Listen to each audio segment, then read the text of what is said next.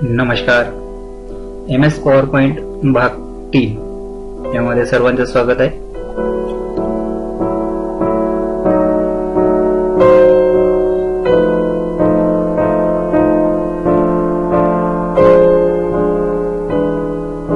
आजच्या या भागामध्ये आपण टायमिंग देणे, टेक्स्ट इफेक्ट देणे आणि साऊंड ऍड करणे या 3 गोष्टी पाहणार आहोत.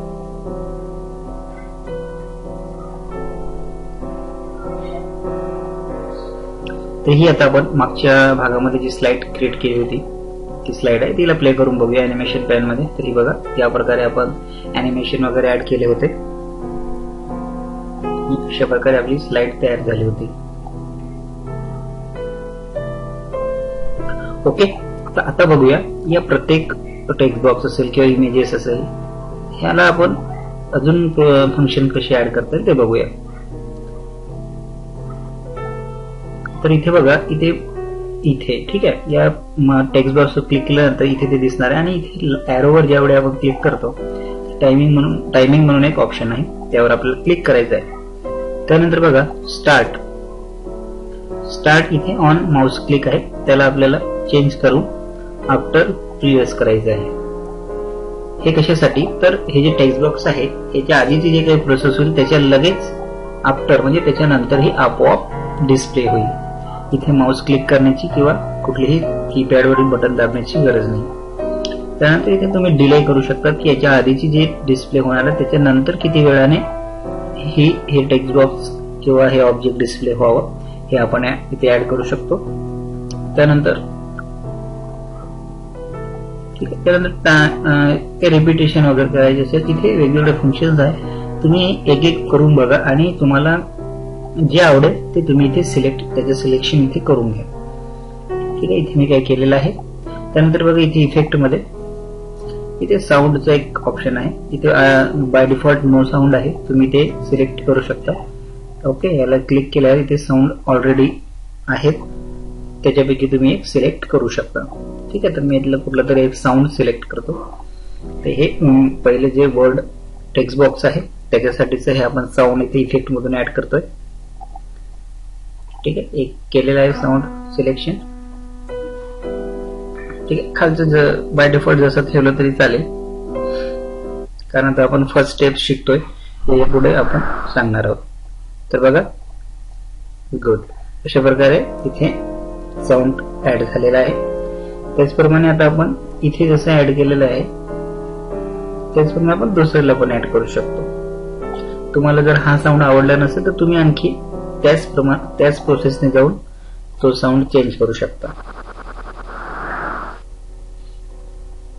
ओके, हा साऊंड आपण आता इथे ऍड केलेला आहे. अशा प्रकारे आपण सगळ्या जणांना ही प्रोसेस करू शकतो.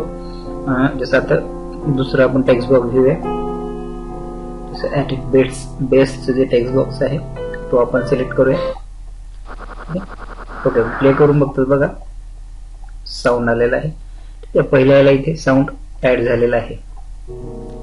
आता आपण दुसरं जे टेक्स्ट बॉक्स आहे त्याला सुद्धा ऍड करूया. ठीक आहे, तर चला आता दुसरं टेक्स्ट बॉक्स मी सिलेक्ट केलेला आहे. ठीक आहे, त्यानंतर याला आपण अॅनिमेशन ऑलरेडी दिलेलं आहे, तरी तुम्ही इथून आणखी चेंज करू शकता. ठीक आहे, okay, this one is better. आता पुन्हा अॅनिमेशन पॅन मध्ये जायचं, एरोवर क्लिक करायचं, टायमिंग वर जायचं. त्यानंतर बघा स्टार्ट, तर ऑन माउस क्लिक आहे, तुम्ही काय करायचंय आफ्टर प्रिव्हियस. ओके, जेणेकरून पहिल्याच ऑब्जेक्ट नंतर ही दुसरी, त्याच्यानंतर हे आपोआप डिस्प्ले होईल. ठीक आहे, त्यानंतर बघा ते अॅनिमेशन एक आहे, हे आपण नंतरच्या भागामध्ये पाहणार आहोत. त्यानंतर आपण इफेक्ट वर जाऊया. इफेक्ट मध्ये साऊंड हे ऑप्शन आहे, इथे तुम्हाला जे साऊंड आवडेल तो सिलेक्ट करून घ्या. ठीक आहे, आणि इथे ठीक आहे, हे नाही केलं तरी चालेल.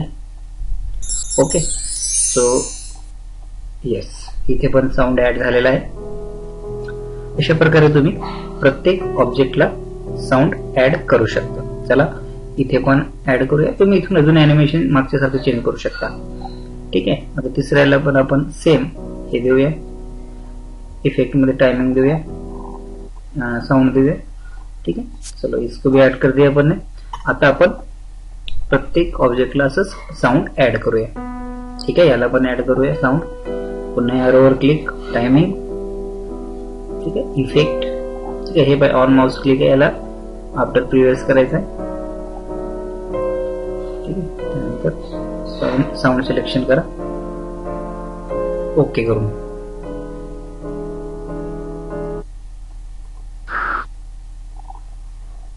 ठीक आहे, हे किती झालाय, ऍड झालेला आहे साऊंड। पुन्हा आता शेवटची इमेज आहे तिला पण आपण देऊया साऊंड, पुन्हा आफ्टर प्रिव्हियस।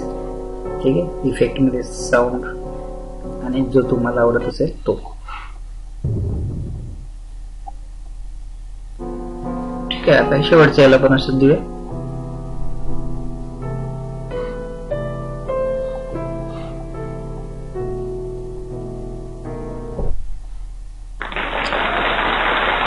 ठीक आहे, आता आपण प्ले करून घेऊया।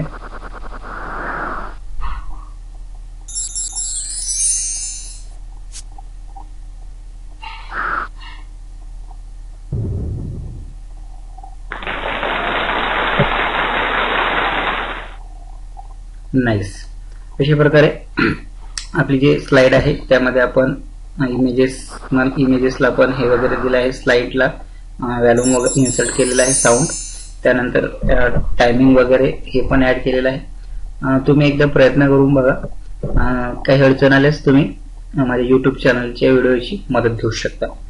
धन्यवाद।